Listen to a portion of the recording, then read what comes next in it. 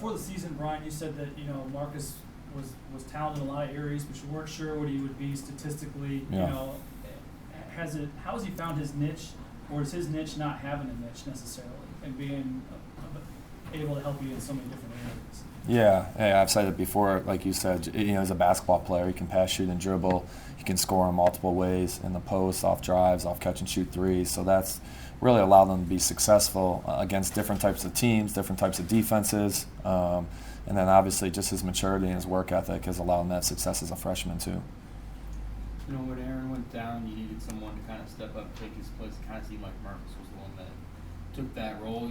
How much did he naturally take that versus how much maybe needed to be pushed in that direction? It was pretty natural. He's competitive. He wants to win. And with losing Aaron, who was averaging 16, 15 points a game, we needed, a bunch of guys to step up. So Marcus, Eric, Barrett, all those guys just kind of took it upon themselves to, step up. And, like I said, the team in general really, practiced hard every single day. And I think that just, was kind of the accumulation of great practices throughout the season. For those of us that need a refresher, including me, when did you first see him play? How did he get here? I saw Marcus play a lot, when I was at Loyola. And then he was committed to Northern Kentucky. The coach at Northern Kentucky got a head coaching job at Cincinnati, Coach Brandon. And then Marcus opened up his recruitment. One of our assistants, Pat Monahan, was recruiting Marcus at Wisconsin-Milwaukee. And then just had that relationship. And as soon as Marcus opened up his recruitment, came down there and got to meet him and his family, and hopefully hoped and prayed that he would answer my calls and texts for the next couple of weeks. So. All right, let's get Marcus up there. Appreciate you. John.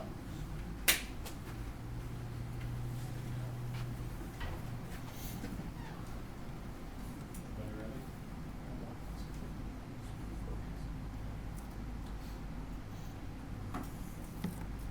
Marcus, congratulations. Take questions. Marcus, how's it feel to win those two awards? Not just the Freshman of the Year, but the Newcomer of the Year, when you had several pretty good newcomers this year in this league. Yeah, it means a lot. It's a really good league, and there's a lot of good players in it.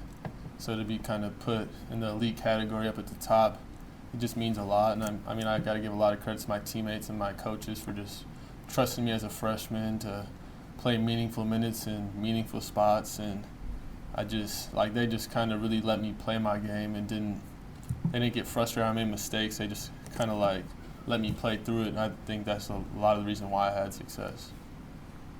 You were a confident kid coming in, but was there a game or was there a time that kind of proved to you that you can be just as successful here as you were in high school? Yeah, I think kind of in the summer I came in and I really wasn't doing much, and I kind of thought that my role would be really small on the team early, but then kind of as we progressed, just little by little, I just started doing a little more each day. And I think it was the UTSA game, because that was the second game, and I had a really solid game, and that's kind of when it clicked that I can just really make an impact this year. How crazy has this year been for you to be able to have this much success as a freshman? Did you ever envision this as a possibility for you, not just here, but anywhere you went when you were in high school? I guess I always thought that I could be successful as a freshman. I never, my goal coming in, I talked to Coach Pat, and he thought I could win Freshman of the Year, and Rob Dozier had been talking to me about it a lot. So it was always in the back of my mind that I could have a good year. I guess I never knew how much I would do, but no matter where I went, I had to have that mindset that I was gonna make an impact. I think that's just how you have to play the game. But you're not satisfied yet, are you? No, definitely not. We are on a little bit of a rough stretch, but I think that we're all good in the locker room, and we're really excited to play Bradley, and we're just excited to make a run now. Were you physically tired at the end of the year, or hit a mental wall in any way towards the end of the year? No, I don't think so. I hadn't been playing the greatest last couple games, but that just happens in basketball. People go through a little bit of a slumps, and I don't know. like I think I'll bounce back fine. Like it's out of my system. I'm on to the next game, and like that's all really in the back of my mind. Like I'm not thinking about it, and we're just moving on to get another win. When you got the news today, what were your thoughts? What emotions did you have when you received that news?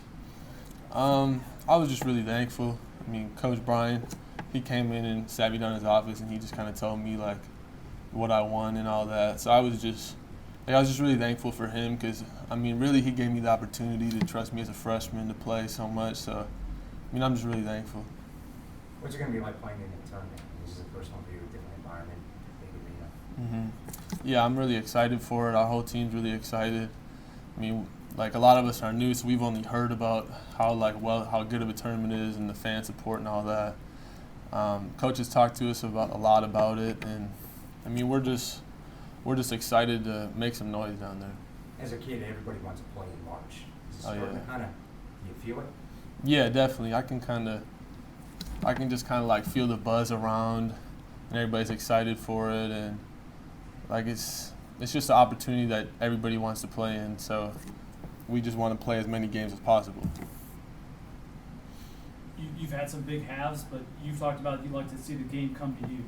Can you tell me exactly what that means to you?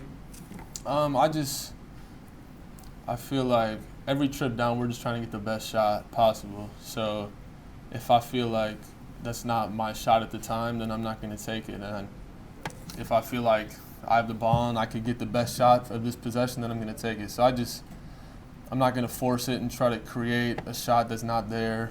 I'm just going to take what the defense gives. I'm going to read how they guard me, how they're guarding our team.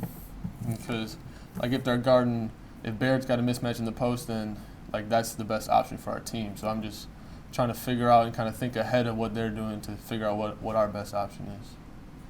And teams have started doubling you in the post. They've started doubling you on the perimeter at times. How have you tried to adjust to how teams are playing late in the season here? Yeah, I mean, I got to do a better job of drawing to and kick into the open guys. And, I mean, as a team, I think that we got to do a better job of swinging the ball once we get an advantage, like one more passes on the three-point line and stuff like that. And I think that as long as we keep the ball moving and I keep the ball moving, we're going to get good shots. Appreciate you, Marcus. Congratulations again. Appreciate it. Just